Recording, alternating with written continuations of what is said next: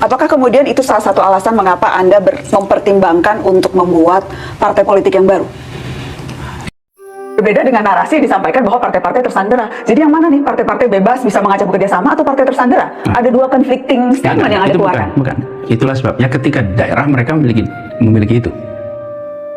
DPW, DPD, mereka memiliki ruang untuk mengekspresikan.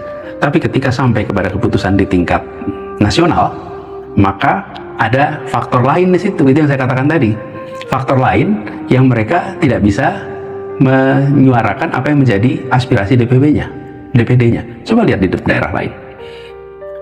Ada kasus-kasus tadi saya sampaikan tuh, seperti di Banten, seperti tempat-tempat lain di mana aspirasi dari masyarakat dari bawah itu mandek.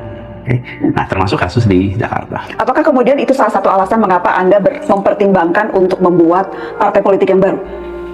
Ya, jadi begini, setelah selesai proses Pilpres, banyak dari pendukung yang kemarin ikut memperjuangkan, yang kemarin mendukung, merasa aspirasi yang mereka miliki untuk perubahan itu tidak lagi dibawa.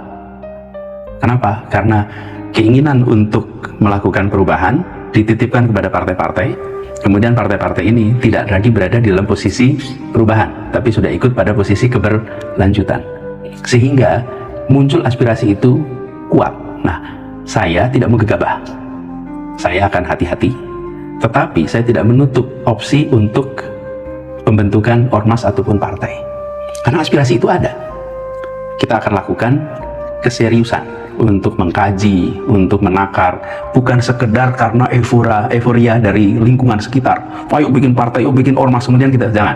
Kenapa? Karena ini adalah sebuah langkah yang punya tanggung jawab konstitusional, tanggung jawab politik, dan soal kepercayaan dari publik.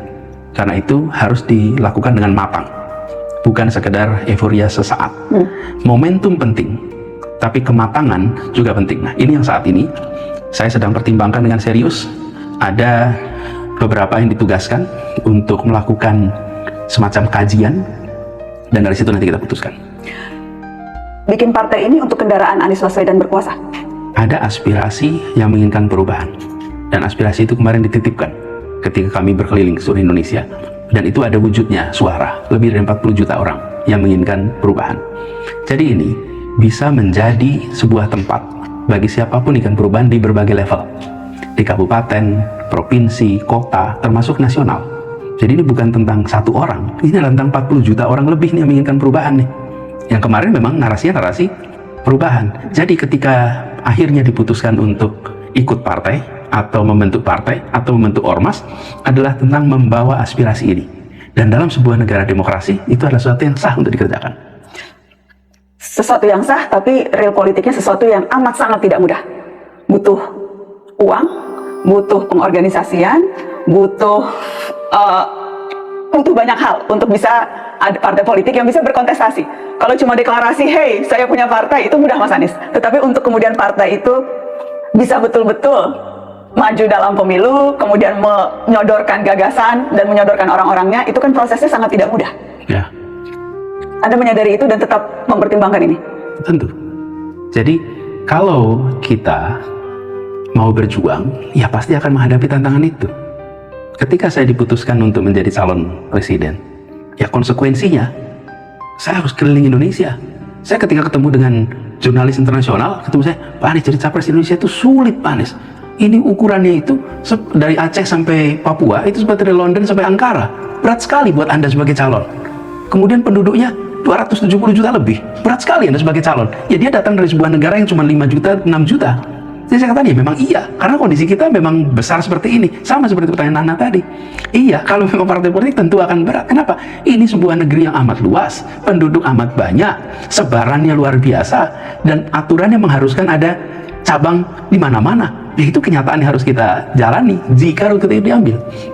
Jadi, kita ketika memilih sebuah jalan perjuangan, maka kita akan bicara tentang bagaimana kita melewati itu semua dengan sepenuh hati, sekuat tenaga, dengan bersama dengan orang-orang yang memiliki gagasan yang sama.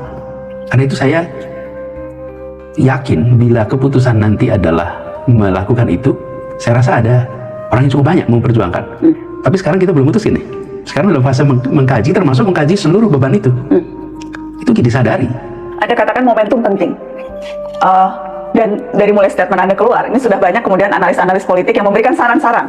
Salah satu sarannya katanya momentumnya 20 Oktober ketika pelantikan presiden baru. Kenapa ya? Menantang Anda untuk mendirikan partai itu bersamaan dengan pemerintahan yang baru. Gini, saya belum tahu ya kapan, karena juga saat ini belum diputuskan apakah akan membuat apa tidak. Tapi yang penting bahwa ketika nanti putusannya adalah membuat ormas atau partai, maka ini harus menjadi sebuah gerakan yang baru, yang berbeda. Nah, nanti kapan memunculkannya, bagaimana memunculkannya, nah itu biar dirundingkan sama-sama aja. Oke.